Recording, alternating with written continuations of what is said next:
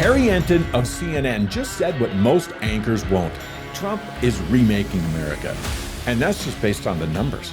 The theme of this segment is going to be love it, like it, lump it. Trump's remaking the United States of America. We can start there with tariffs. What are we talking about? No tacos for Trump. The effective tariff rate, get this, 18%. It is the highest, Omar, the highest since the 1930s, up from, get this, just 2% last year.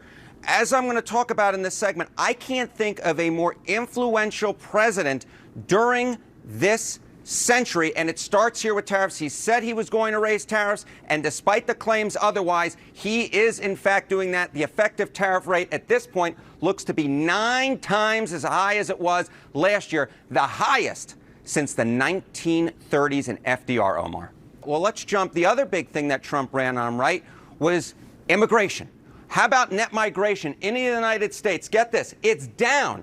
It's going to be down at least 60%. We may be dealing with, get this, negative net migration to the United States in 2025. That would be the first time there is negative net migration in this country in at least 50 years. We're talking about down from 2.8 million in 2024. So Donald Trump has always run on tariffs, and he's run on a hawkish line on immigration. And on both of those issues, we are seeing record high tariff rates for this century going all the way back, well back into the early part of the 20th century. And when it comes to immigration, net migration, we are seeing record low levels, way down from where we were during the Biden administration. We are potentially looking at negative net migration for the first time in at least 50 years. And that is a big reason why that I'm saying that Trump, at least in my mind, is the most influential president, certainly this century, and probably dating a good back chunk into the 20th century as well, Omar. How about executive orders? Already, 180 executive orders signed by Donald Trump this year.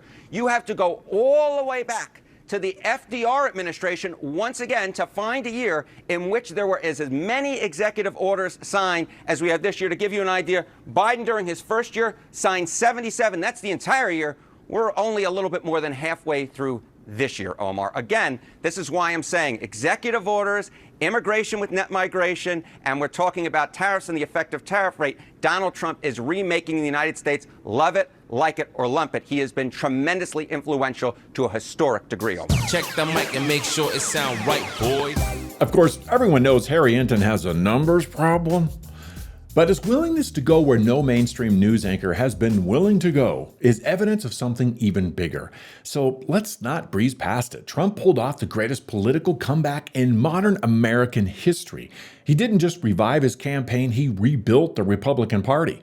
NBC called it unparalleled. CNN called it historic.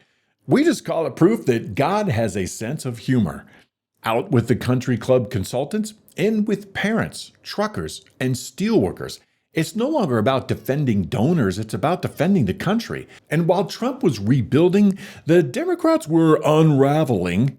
They ran on affordability and gave us the highest cost of living spike in 40 years. They ran on fixing immigration and intentionally flooded the country with millions of unvetted, military-aged men. They ran on women's rights, then couldn't define what a woman was. They erased decades of progress for women with a pronoun. Trump said it best. We didn't need new legislation. We needed a new president. Because the Trump comeback isn't just a political reset, it's a moral one. After surviving an assassination attempt, he stood before the world and said, "God saved my life." That was an undeniable jolt to the heart of the nation. Because let's get real. Over the past decade, Christianity has backslid from 78% of Americans in 2007 to 68% in 2020. But in 2025, it's holding steady at 62%, thanks in part to young adults looking for something better than wokeness. According to Barna's 2025 data, young men in Gen Z have increased their commitment to Jesus by 15 percentage points since 2019. Because a true revival doesn't start on Wall Street, it starts in the heart. Proverbs 4:23 tells us to, above all else, guard your heart, for everything you do flows out from it. It sound right, boys. Like him or loathe him, this president has rallied the country to defend the definition and dignity of women. Yes, the irony here is rich, but the fruit is undeniable. Trump is empowering parents and encouraging faith. Christians have been praying for years, God, redeem America. So is the Father of Nations not powerful enough to answer that prayer in the most unexpected way? Do you really think he can split the seas and raise the dead, but he can't use a brash, wealthy former Democrat from Queens? Believe it, belittle it, bash it.